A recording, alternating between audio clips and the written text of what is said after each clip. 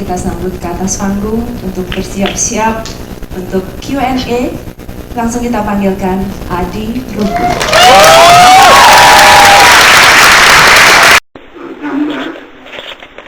Keluarga saya dan juga ada beberapa tetangga saya yang waktu itu juga menjadi korban. Dan Joshua ini sangat ramah. Jadi dia cepat sekali akrab, cepat menyesuaikan diri dengan saya, dan dia mengungkap pembahasan bahwa dia akan membuat sebuah film tentang keluarga korban. Waktu itu saya sangat senang sekali, karena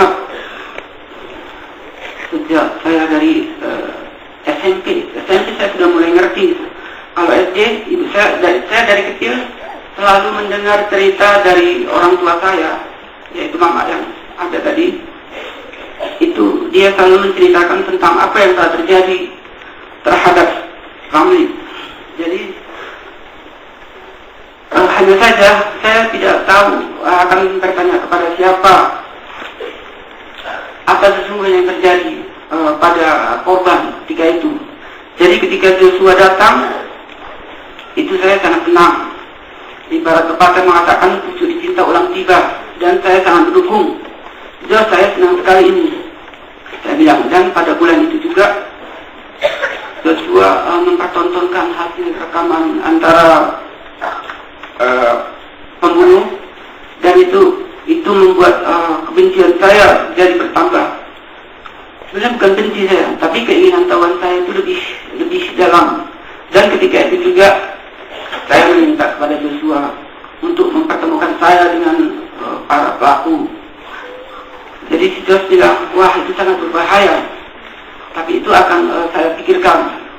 Baru sekitar tahun 2012 awal, di antara 2011 akhir dengan 2012 awal itu saya dipertemukan dengan para pembunuh.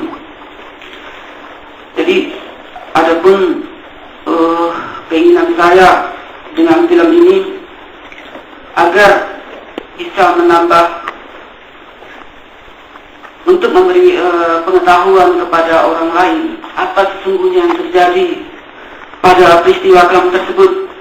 Karena ini kan sepertinya persoalan ini kalau para pembunuh atau para pelaku itu mengatakan itu sudah bagian dari masa lalu, yang lalu biarlah berlalu, katanya seperti itu mereka bilang.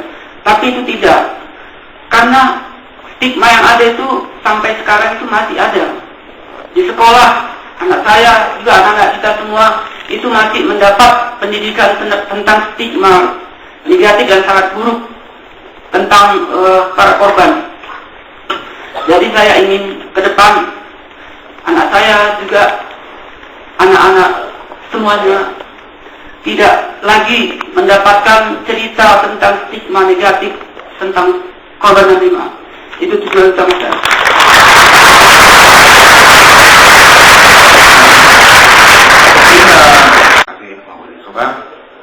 Yang kedua, ibu siapa namanya? Saya Dewa Hining Sirahayu, salah satu guru sejarah di SMA Negeri 4 Batam, Sekolah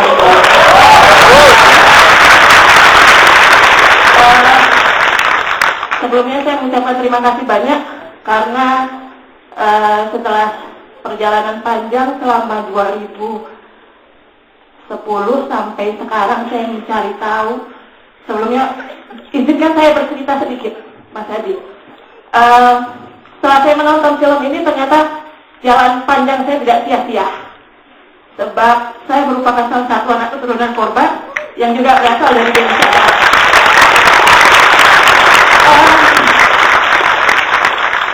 Memang kalau Mas Adi adalah kakak sendiri, sedangkan saya itu adalah kakek saya. Kakek saya seorang guru di salah satu dusun di desa Kotasan, Kecamatan Galang, Kabupaten Deli Serdang. Beliau juga menjadi orang yang terbantai, dan yang menjadi saksi dari pembantaian itu adalah ibu saya sendiri. Tahun 2003 sebelum ibu saya meninggal, beliau pernah berpesan untuk mencari saya, karena kebetulan saya adalah guru sejarah. Saya coba menjelajahi, dan alhamdulillah tahun 2012 saya ketemu dengan Joshua Oppenheimer.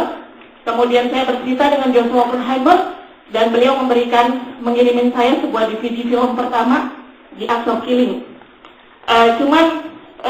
Sayangnya memang kehadiran saya di sini memang banyak pro dan kontra.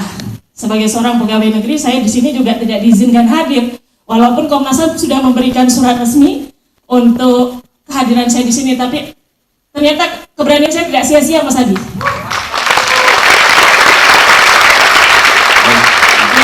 Kalau hasil cerita ibu saya terakhir, kakek saya itu sebelum diangkut, beliau sempat disiksa, kedua daun telinganya dipotong.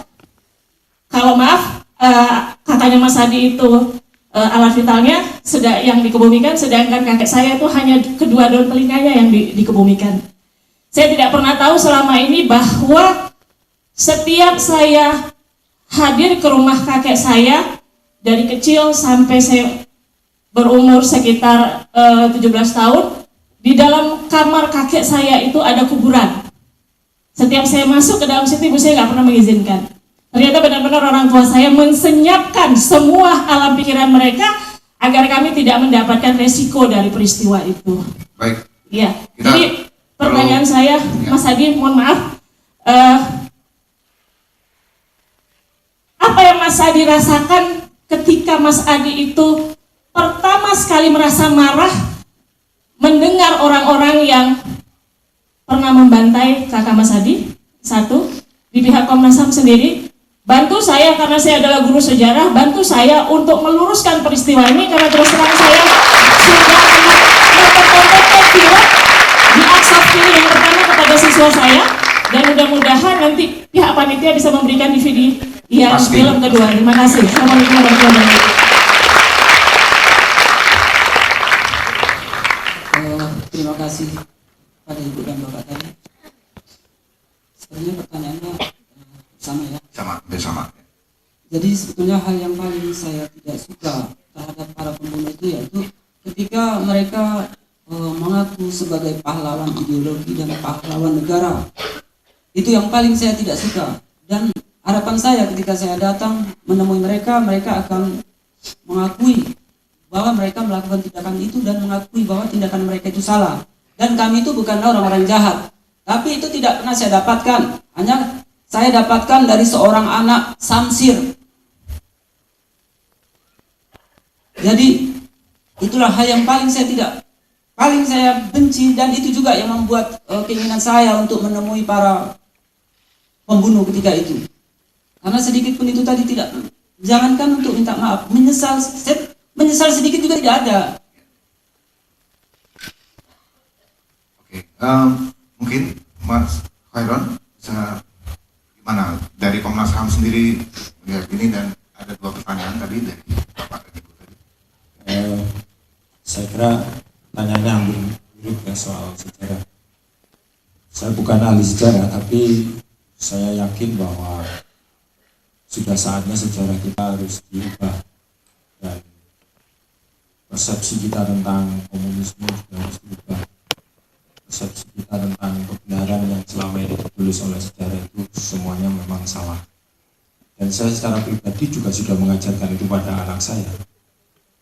Dan dalam konteks kewenangan saya di Komnas HAM, saya akan mendorong karena memang salah satu agenda kami dalam penyelesaian pelanggaran masa lalu adalah penulisan sejarah. Dan kami juga sudah berkomunikasi dengan para sejarawan di Indonesia, beberapa teman.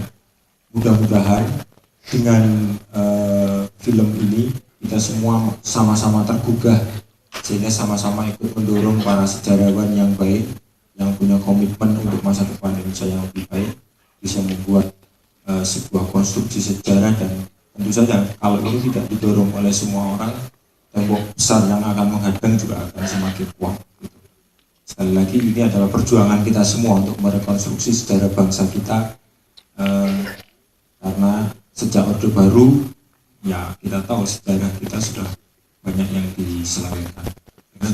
Setelah ini Komnas HAM, setelah pemutaran ini apa lagi Komnas HAM? Secara ini adalah salah satu rangkaian yang sudah kita lakukan, dan kita akan mendorong kepada seluruh jaringan yang sudah tadi disebutkan oleh panitia untuk memutar di masing-masing komunitasnya sampai nanti tanggal 10 Desember.